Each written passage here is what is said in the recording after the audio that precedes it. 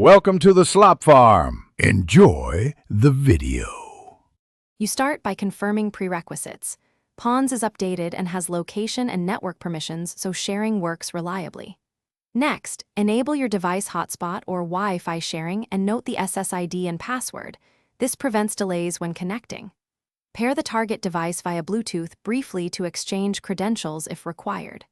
Once done, open Pawns, tap Share Internet, and choose the hotspot SSID. This begins the handshake. Doing these first steps speeds the process and avoids permission. You now configure the middle steps. Pick temporary or persistent sharing so Pawns knows how long to broadcast. Choose a duration for temporary sessions. Then select the network interface, Wi-Fi, Bluetooth tether, or USB tether, because each routes traffic differently and affects battery use. Adjust bandwidth limits or device priority so critical apps get throughput.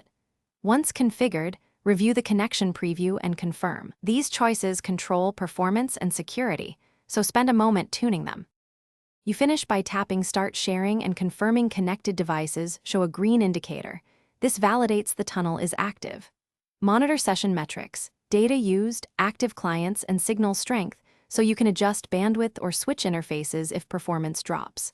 When done, press Stop Sharing and optionally revoke access or change the hotspot password to secure your network. If connections fail, restart Pawns and toggle hotspot. If that fails, reboot the device as a quick fix and repair the client. Thanks for watching. Consider subscribing if we helped you today.